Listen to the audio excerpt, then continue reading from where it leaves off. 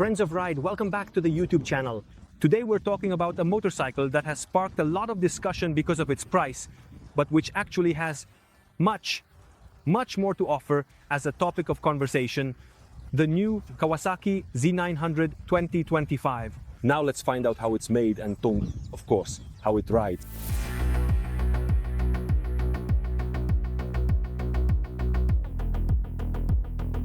Kawasaki hasn't revolutionized the Z900, but they've worked on every aspect to improve and enhance it. This approach is also reflected in the design, which is unmistakably Z, with an aggressive front headlight, sharp tail and muscular shoulders, but now more refined and modern. Let's start with the engine, which, with the upgrade to Euro 5+, not only gets changes to the fuel system, exhaust and mapping, but also new camshafts with profiles designed to further enhance torque at low and mid-range RPM. The claimed peak figures for the 948cc inline-4 remain essentially unchanged, with 124 horsepower at 9,500 RPM and 97.4 Newton-meters at 7,700. However, the most noticeable updates are in the electronics. In fact, a multi-map ride-by-wire system and an inertial measurement unit have been introduced in order to make the intervention of the rider aids more precise, also adding cornering ABS. Other new standard features include a quick shifter with downshift blipper, active from as low as 1,500 RPM, and cruise control. All of this can be viewed on a new 5-inch color TFT display, which naturally has Bluetooth connectivity for your smartphone, and as a bonus, it can also be controlled via voice commands, provided of course that you have a connected intercom. Could there really be no updates to the chassis? Absolutely not. The suspension, both adjustable for preload and rebound, has received a new setup, while the brakes now feature new Nissin radial calipers with 4 pistons. The stock tires have also changed, now featuring Dunlop Sport Max Q5A. Additionally, hidden from view, the frame itself has also undergone some slight modifications, mainly with a reinforcement gusset in the redesigned steering head area and a more horizontal layout of the tubes under the seat, in this case to increase their thickness. Speaking of ergonomics, the seat itself has been redesigned and its height has increased by 1 centimeter, now reaching 830 millimeters, and the handlebar is also new. Finally, regarding the weight, it has increased by 1 kilogram in exchange for a significantly richer set of features. The total now stands at 213 kilograms ready to ride.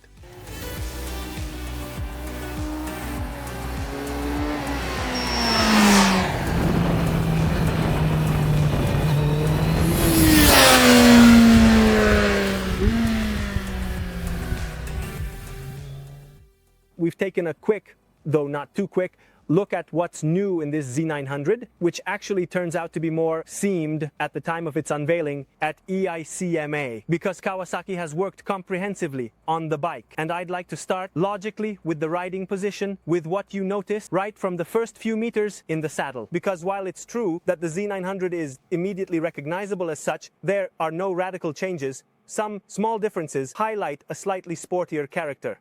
I'm referring first of all to the seat. 1 centimeter higher off the ground, with a seat that's also more padded, means on a slightly raised seating on position, and therefore the rider's weight shifts a bit more forward. And moving on, with the foot peg position remaining the same, the handlebar also changes. Kawasaki states that it's simply a different component, without going into detail about the measurements. But in my opinion, and this is something I want to verify, it's also a bit wider and flatter, giving a greater sense of control over the front end. It could perhaps just be the new seat position, but I'm really convinced that there's been a little tweak here as well. And with these premises of a sportier riding position, but generally in line with the previous Z, it's really easy to get comfortable with this super middleweight, almost maxi naked, which also features a very wide tank, as is tradition, to grip with your thighs. However, thanks to its fairly flared shape and the decent, though not overly generous, longitudinal space on the seat, it also allows you to squeeze in properly when you slide back for sporty riding. But let's start instead with a more relaxed ride, where you immediately notice other changes to the Z. I'm referring to those that perhaps went more under the radar. During the presentation at the unveiling at EICMA, namely the changes to the engine, which now benefits not only from new throttle bodies and thus modification to the fuel system, but also from new camshafts and new gear ratios. The Combination of these elements means that in starting from the road mapping, the power delivery is even smoother and fuller than before, yet making relaxed riding especially enjoyable. Riding this Z without being too aggressive, surfing on the mid-range torque, which is truly abundant and, above all, extremely linear. I would even go so far as to say, makes this a bike where you could easily do without first and second gear, because third and fourth, even on medium to tight twisty roads, are more than enough to pull you out of corners with plenty of spirit. Maybe not with the utmost aggression, but still with a nice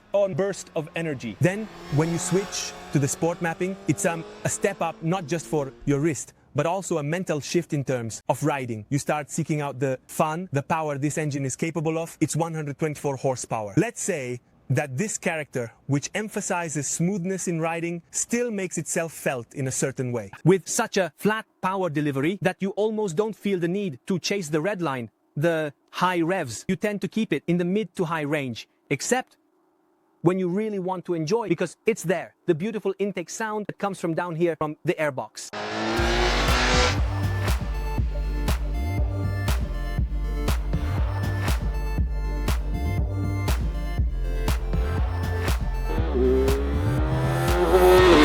However, the electronic shifter offers a major advantage in making the most of the engine and the essentially unchanged absolute performance of the power unit, because it was something that the old Z was missing compared to its direct competitors and beyond, and here it arrives in a truly, indeed, remarkable form. The electronic shifter for upshifts with downshift blipper is active from as low as 1500 RPM and works very well. It has never given me any uncertainty or hesitation of any kind. The lever has a fair amount of resistance, but without being truly stiff. It may not be the absolute fastest system among today's naked, but it's still an excellent system that really enhances the experience. It adds a lot to the riding pleasure of this Z, along with armbar gear ratios that Kawasaki also claims have been optimized to match the engine modifications and the new electronic shifter, which to me seemed just a bit longer, probably to make the most of this new mid-range torque. And it works. But as a side note, which might only interest a few people, I still want to point out that these longer gear ratios have somewhat dampened the, let's say, illegal one-wheel antics of the Z, even though it's still excellent for that kind of thing. But maybe just a bit less than before.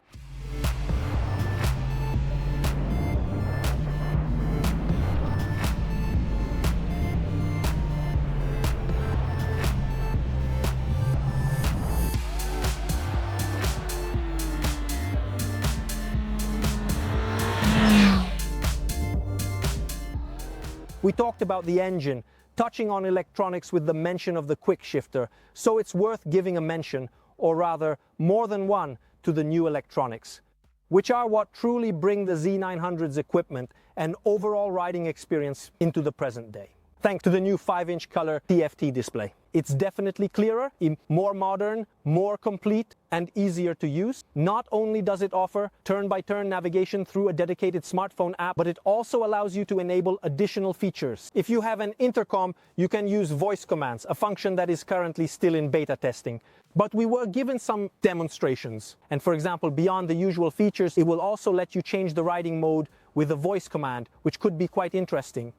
The electronics are based on a multi-map ride-by-wire system and an inertial platform. What does this mean? It means cornering ABS and a more sophisticated traction control intervention. On a practical level, what does this mean? That today, even riding at a pretty good pace through the curves, through these beautiful curves here in southern Spain, in the Benidorm area near Alicante, I especially like the ABS. Because it does what good ABS systems do, meaning that even during sporty, spirited riding, maybe even a bit over the top, it performs well. It doesn't kick in unnecessarily, it doesn't spoil your riding pleasure. In fact, I only noticed it once. It intervened slightly with a gentle pulsing that was definitely not bothersome. A similar story goes for the traction control, which, even at the medium intervention level, is certainly present, but it doesn't intervene unnecessarily. And if I did notice it, it's because this morning it was really freezing cold, with even some frost and ice on the road.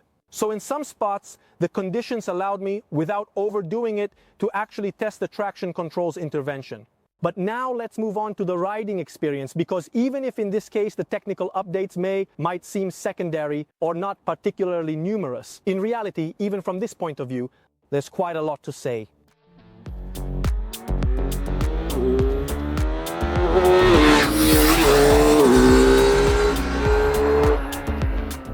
Focusing on the ride, the first thing that stands out to me is something that Kawasaki actually chose not to focus on much, but just to briefly mention, namely the new stock tires. The Dunlop Sport Max Q5A, a name that isn't particularly inspired for these tires, which replace the Road Sport 2 and do so by finally, I would say, bringing a set of tires that matches the sporty riding ambitions of a mid-size naked bike like this. Because there's so much more feedback compared to before, you can feel more grip. And what's even more important, in my opinion, especially on a bike that isn't exactly lightweight, is that the tire profile is also a bit sharper, a bit quicker, which makes it easier to enter corners and change direction. This actually changes the riding experience compared to the old Z900 with its original equipment tires. The other changes to the chassis involve a different suspension setup and new brakes. Starting with the Nissin radial calipers, I found a really strong initial bite, even a bit excessive at first. But it must be said that the bikes were practically brand new, and after a ride of about 150-160 kilometers today in southern Spain, as I mentioned earlier, even at a pretty brisk pace and therefore a fairly aggressive break-in, that excess bite softened and turned into an excellent bite with more than decent power. Overall, the braking system is really of a good standard, especially when you consider that this is the base version of this Kawasaki, starting at under 10,000 euros.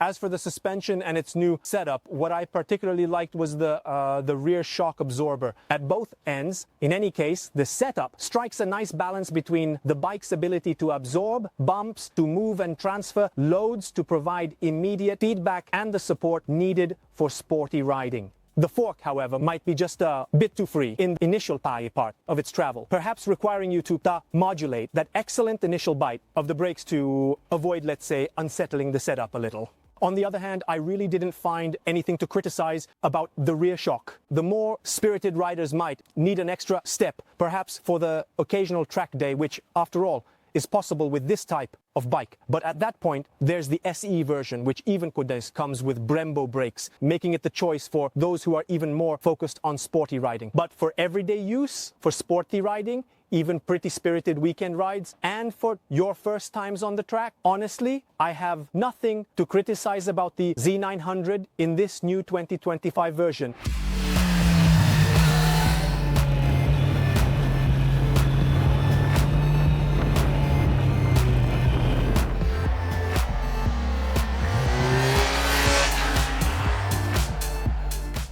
Friends of Red, that's really all for this video review of the new 2025 Kawasaki Z900.